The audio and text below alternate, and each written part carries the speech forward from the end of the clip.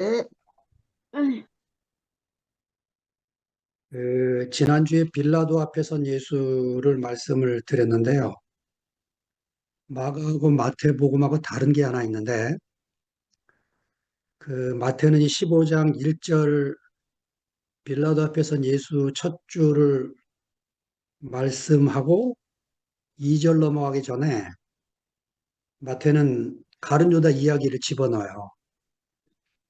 그런데 마가는 그 유다의 결말이 어떻게 됐는지에 대해서 관심이 없습니다.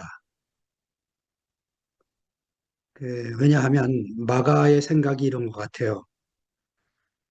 그 예수를 모른다고 부인한 베드로 속에, 그리고 이어서 알몸으로 도망갔던 자기 자신 속에 이미 그 차라리 네가 나지 않았으면 좋을 뻔했다고 그 말을 들었던 가룟유다의 운명이 다 그 안에 담겨 있는, 예, 나와 함께 이 그릇에 손을 얹는 사람, 그 사람이 나를 팔리라고 말씀하셨던 그 말씀이 이미 자기가 도망간 자리에서 이루어졌기 때문에 유다의 운명에 대해서 어, 기록을 전혀 하지 않고 있습니다. 자, 오늘은 이제 빌라도 앞에 선 예수 다음에 로마 군인들 앞에 서서 조롱받는 예수에 대한 말씀입니다. 자, 요한복음, 마가복음 15장 16절부터 24절 제가 읽겠습니다.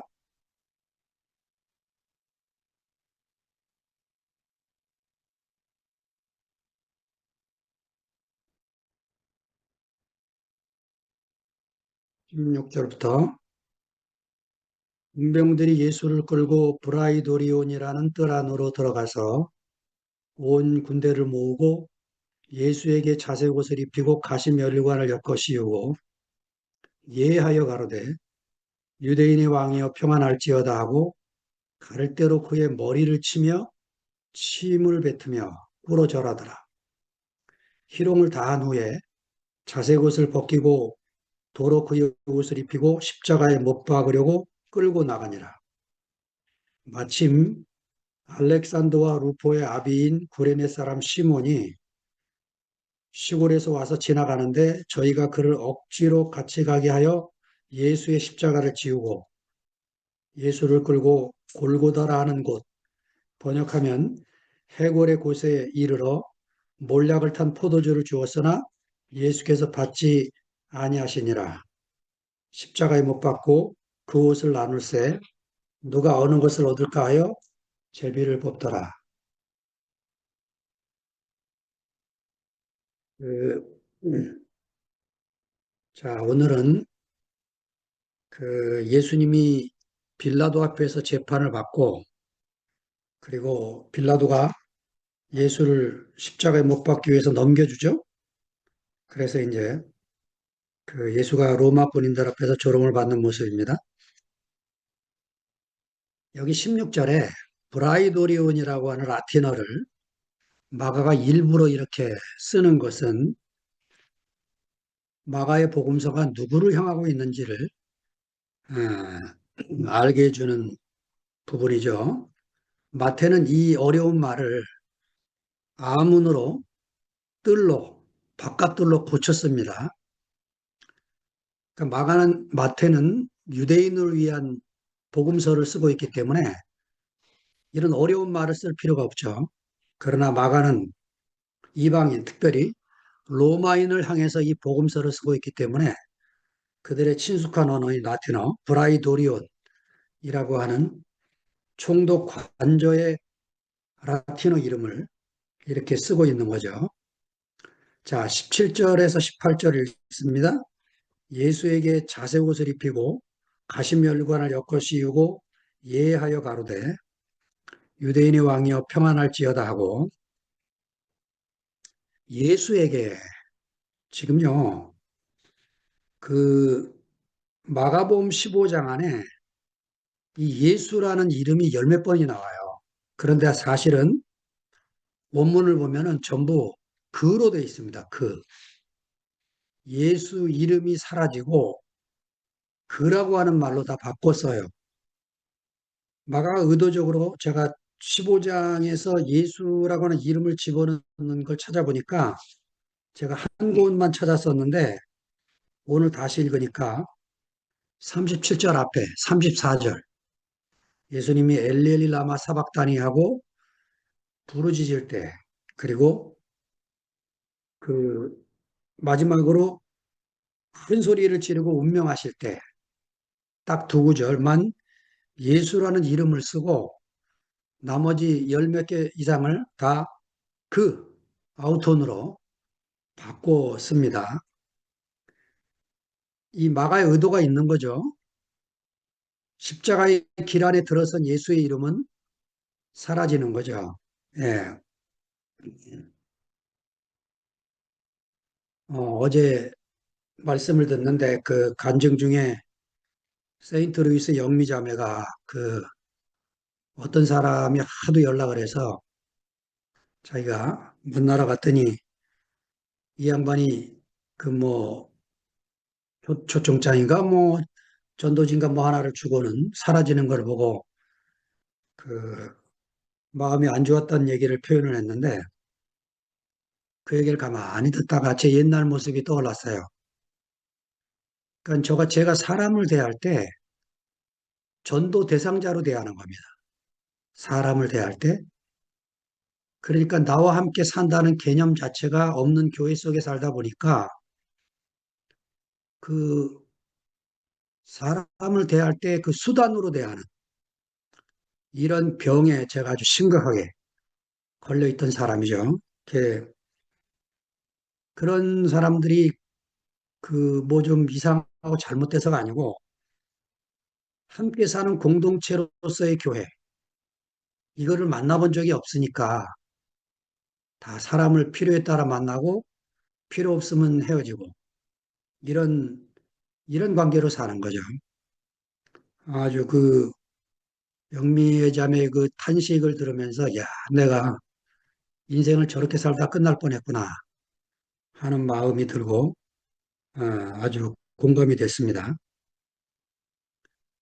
그 마가가 십자가 안에 있는 예수의 이름을 이 지우고 그라고 하는 그 속에 그라고 하는 그 속에 우리가 다 들어가 있는 거죠.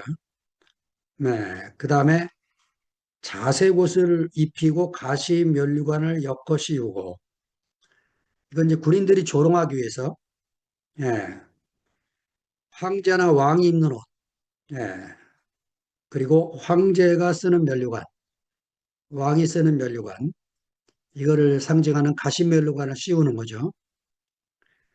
그리고 이제 예를 갖추었다.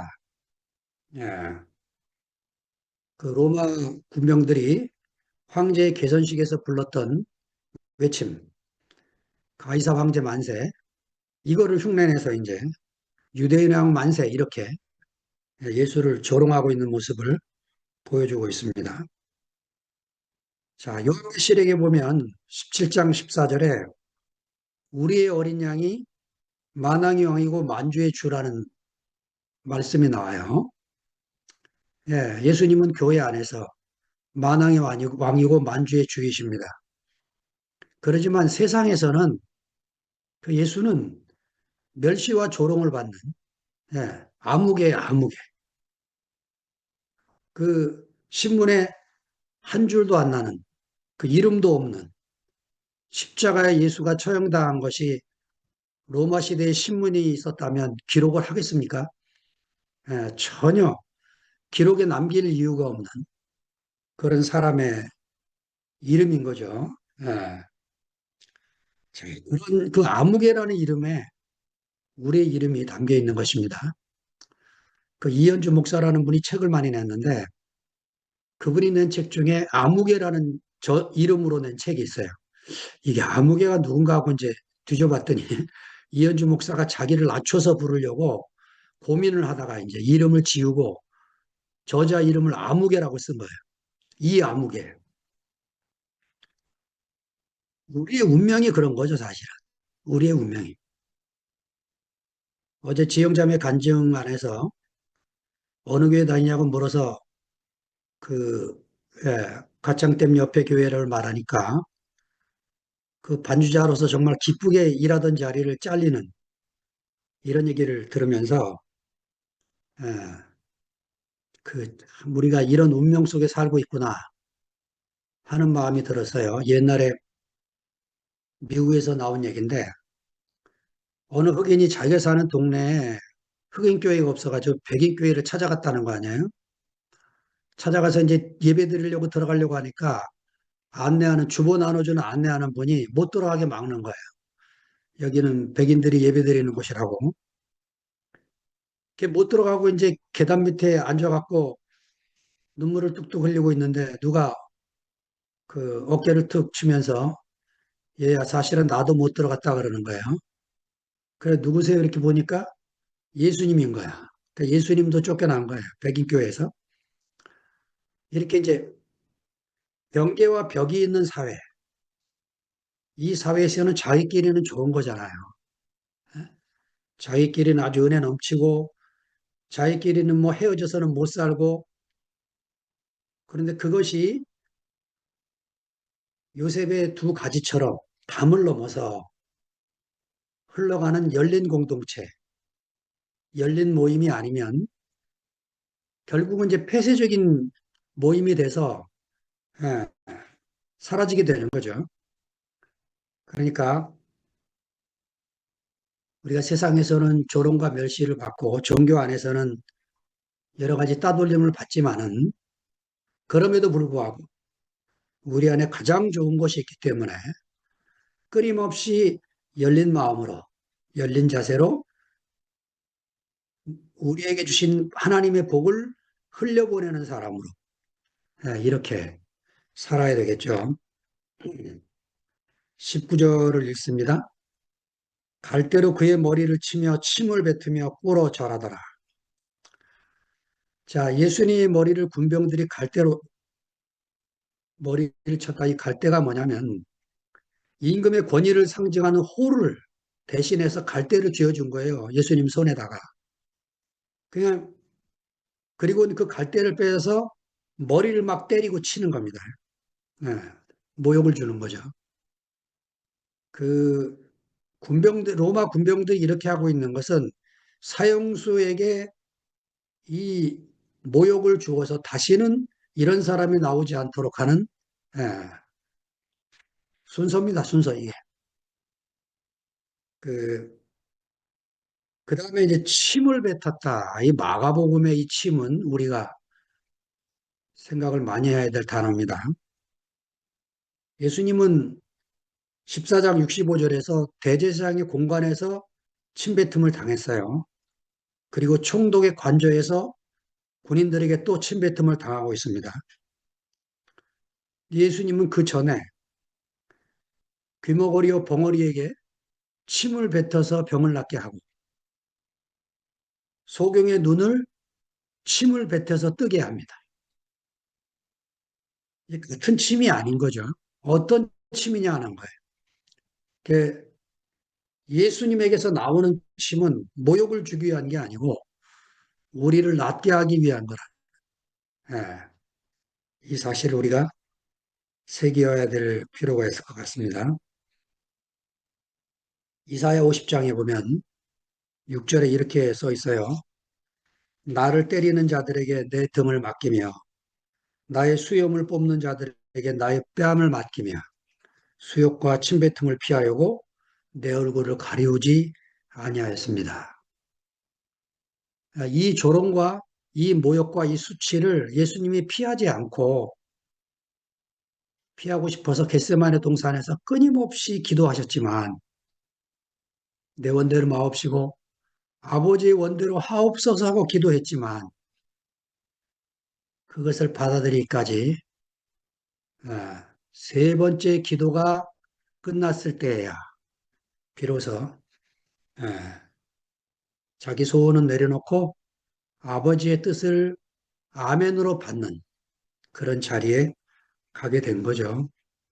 우리도 그런 것 같습니다. 우리도 이런저런 과정을 겪어서 세상에서 버림도 받고 형제들에게 상처도 입고 이래저래 이제 살면서 아, 우리도 이 모욕과 수욕을 그냥 운명인 줄 알고 받는 이 자리에서 억울함도 없고 그냥 내가 예수의 운명에 이렇게 동참시키시는 하나님의 은혜 이것에 오히려 감사하는 이런 놀라운 자리로 우리를 이끌어 가시는 거죠. 예, 사실은 우리도 예수님을 못 봤을 때 교회를 다니면서도 예, 우리가 종교 속에 젖어 살 때 그 예수를 믿고 있다고 하면서도 우리도 이런 자리에 살았던 예, 그런 옛날을 우리가 기억할 필요가 있는 거죠. 예, 제가 보기에 요새 한국 기독교는 괴물이 돼가고 있는 것 같아요. 예, 홍수가 나면 마실 물이 없는 것처럼 예, 영혼의 기갈이 허덕이는 수많은 젊은이들이 교회를 못 찾고 헤매고 있어요. 지금 홍성 땅에도 지난주에 한 분을 만났는데 예, 이렇게 교회가 많은데 교회를 정하지 못하고 젊은 부부가 순회한다는 얘기를 들었어요. 그렇습니다. 우리가 그 그런 사람들에게 어떻게 다가갈 수 있는지 그리고 그들의 마음을 어루만져 주면서 우리가 우리 안에 하나님신 복을 어떻게 흘려보낼 수 있는지 이거를 기도해야 될 시간이라고 여겨집니다. 저도 옛날에 그냥 급해서 우리 목사님 아프시기 전에 우리 얘기를 다 들어주셨잖아요. 하고 싶은 얘기 다 할 때까지 기다려 주셨고 우리는 뭐 우리 얘기 하느냐고 바쁘고 누구 만나면 그냥 묻지도 않은데 그냥 내 안에 그냥 하고 싶은 말이 가득 차서 말씀한다고 하고 그러고 나서 이제 목사님 아프셔서 돌아가기 전에 보니까 남 얘기 안 들어주는 거죠. 우리가 옛날에 그랬던 모습으로 돌아가셨어요. 야, 이제는 우리가 그러면 안 되겠구나. 저부터 반성을 했어요. 그래서 내가 복음을 전하러 나갔을지라도 사람들을 만날 때 그 사람이 하고 싶은 얘기를 다 하도록 들어주고 그가 갖고 있는 아픔과 고민에 대해 공감하고 이러고 마음과 마음이 교통이 될 때, 그때 내가 받은 은혜를 나눌 수 있는 시간인 거죠. 그 전에 상대방의 상태와 상관없이 그냥 강제로 우겨넣기식, 내가 좋으니까 너도 먹어라. 보약도 그렇게 주면 안 먹는 거죠.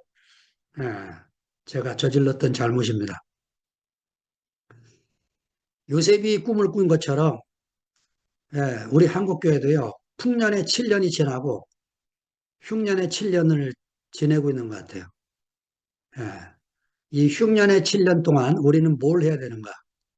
예, 요셉이 한 것처럼 창고를 열어서 양식을 분배하고 그들의 그 배고픔을 해결하면 온 세상이 다 하나님께로 돌아오는 그런 일이 생기게 되겠죠. 곳간에 양식을 풀어야 될 그런 시기라고 여겨집니다. 2절로 갑니다. 희롱을 다한 후에 자색 옷을 벗기고 도로 그의 옷을 입히고 십자가에 못 박으려고 끌고 나갔다. 자, 이 병사들이 왜 희롱을 하고 있을까요? 예. 빌라도의 병사들은 지금요, 빌라도 총독에게 지시받은 게 있어요. 사형수가 거쳐야 될 절차를 아주 유감없이 발휘하고 있는 겁니다. 예. 망신을 주고 조롱을 해서 다시는 반란을 일으키지 못하도록 하는 그 당시에 기가 막힌 그 사형수의 고문을 지금으로 말하면 뭐 전기 고문 수준이죠. 그때는 그런 전기가 없어서 못했을 뿐이지. 이런 이제 고통을 받게 하는 거죠. 그러나 이런 병사들도 빌라도 총독을 떠나서 만약에 백부장 고넬료 같은 사람 밑에 있다. 그러면 사도행전 10장에 있는 것처럼 예, 백부장 고넬료가 또 사도 베드로를 모시고 오라 하면 가서 또 베드로를 정중하게 모시고 오는 그런 사람으로 쓰여지지 않겠습니까? 그러니까 우리가 어떤 사람을 머리를 두고 사느냐, 내가 어떤 사회에 살고 있느냐, 이게 너무너무 중요한 거죠. 예, 예. 이사야 53장 5절 6절 그가 찔림은 우리의 허물을 인하며 그가 상함은 우리의 죄악을 인함이라.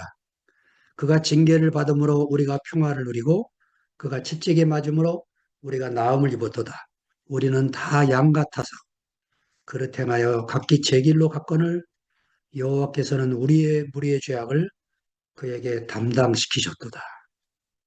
저는 이사야 53장이 5, 6절 읽으면 동산에서 흘렀던 은혜의 강물이 생각이 나요.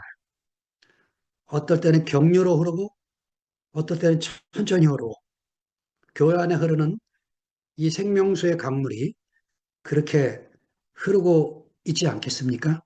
망국을 소송케 하고 망국을 치료하는 잎사귀가 나게 하는 그런 예, 은혜의 강물이 끊임없이 흘러서 우리를 접시고 그 적신 것이 또 넘쳐서 가난한 사람들에게 흘러가게 하는 이 놀라운 말씀. 예, 예수님이 이유도 없이 지금 이런 모욕을 받고 있는 거죠. 그러나 예수님은 무슨 이유인지 모르고 받겠지만은 하나님은 이유가 있으신 거죠. 그렇습니다. 우리가 주님을 따라 가는 길에서 왜 이런 일이 내 인생에 있는지 이유도 모르고 겪는 일들이 있죠. 그러나 하나님은 그에게 꼭 필요한 어떤 이유가 있는 것이죠. 세월이 지나면 알게 되는 것이죠. 21절로 갑니다. 마침 알렉산더와 루포의 아비인 구레네 사람 시몬이 시골로 와서 지나가는데 저희가 그를 억지로 같이 가게 하여 예수의 십자가를 지었다. 예. 이 구레네 사람 시몬, 알렉산더와 루포의 아버지, 로마서 16장 13절에 보면 이렇게 써 있습니다. 주 안에서 택하심을 입은 루포와 그의 어머니에게 문하라. 아, 바울이 알고 있는 루포예요. 예. 이 루포의 아버지가 무슨 볼일을 보러 예루살렘에 왔다가 지나가는 게 누가 사형수가 끌려가는데 구경 삼아 쳐다보다가 예, 강제로 십자가를 대신 지고 형장까지 가게 되는 이런 장면이 벌어지고 있는 거죠. 예, 억지로 졌다.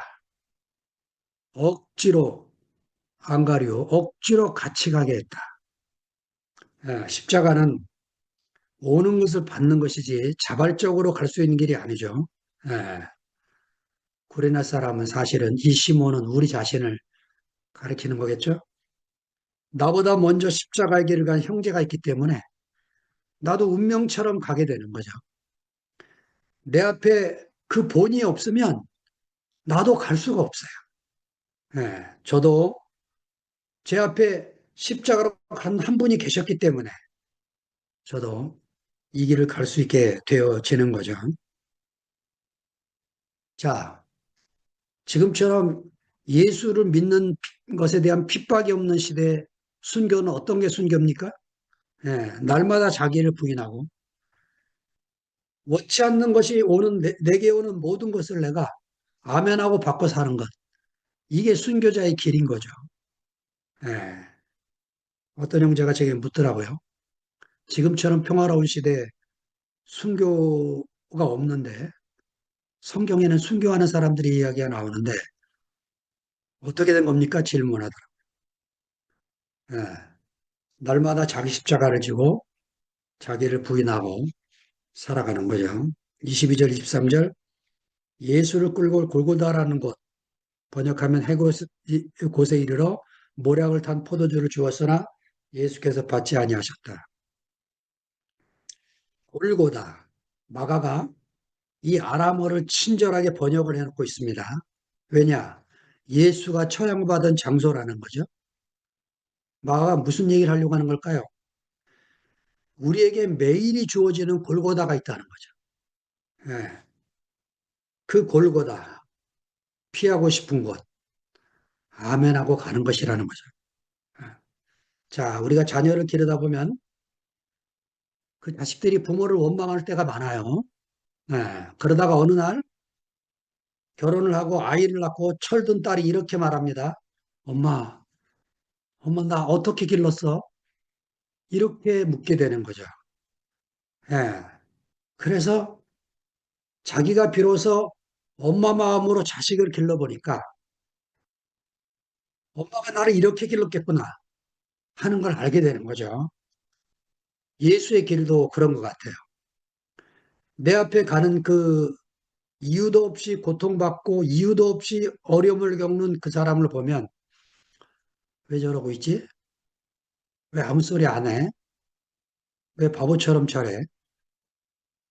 세월이 흐르고 나면 내 앞에 그렇게 간 그 사람 때문에 나도 또 그 길을 가게 되어지는 거죠.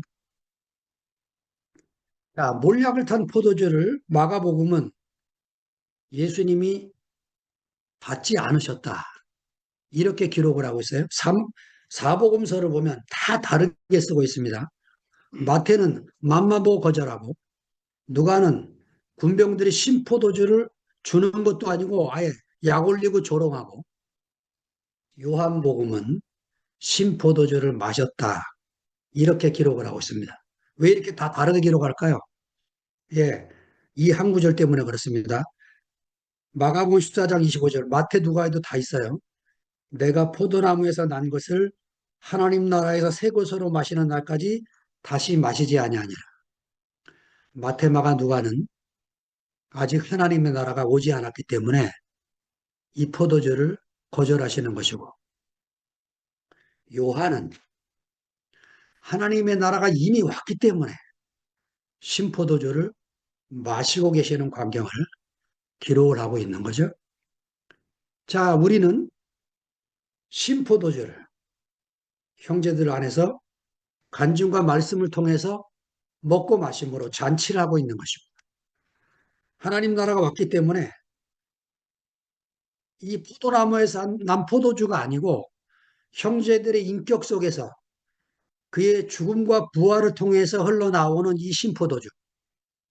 아, 맛있는 포도주야 얼굴을 찡그리지 않아도 되지만 이 신포도주는 얼굴을 찡그리면서 먹어야 되는 이 포도주를 마시고 살게 되는 거죠. 마지막 24절. 십자가에 못 박고 그 옷을 나눌세 누가 어느 것을 얻을까 하여 제비를 뽑았다. 병사들이 당시에 옷감이 귀했어요. 로마에서부터 무슨 지원이 이렇게 많이 왔겠습니까? 식민지 백성을 뜯어먹어야 되는데 여러 가지로 뜯어갔죠. 예. 그중에 예수님이 입은 옷은 속옷과 겉옷이 있는데 가난한 이 빈민층 사람들은 속옷이 없어요. 겉옷만 입지. 그러니까 예수님이 겉옷을 벗겼다는 거 홀랑 알몸으로 지금 십자가에 달린 겁니다. 자, 이 겉옷은 통옷으로 돼 있어요. 통옷. 위로 아래 전부. 예. 이거는 이제 옷감이 값이 나가는 거니까 병사들이 자기가 다 차지하기 위해서 제비를 뽑아서 가지려고 했다. 예, 시편 22편을 지금 성경을 기억나게 하고 요한은 아예 인용을 하면서 친절하게 내 겉옷을 나누며 속옷을 제비 뽑나이다. 이 말씀을 인용을 하고 있어요. 자, 이거요. 이 로마 병사들은 예수가 누군지를 모르니까 그 겉옷이 탐나서 그거를 자기가 서로 가지려고 빼앗는 이 광경은 우리로 하여금 바울의 새 옷을 기억나게 합니다. 갈라디아서 3장 27절에 이렇게 써 있어요. 누구든지 그리스도와 합하여 침례를 받은 자는 그리스도로 옷을 입었느니라. 골로새서 3장 10절에 보면 새 사람을 입었다.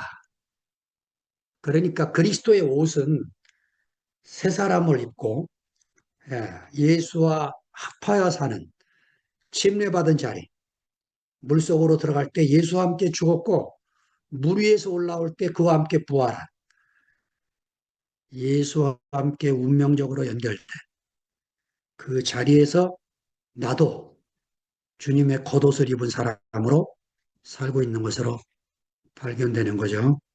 주님을 찬양합니다.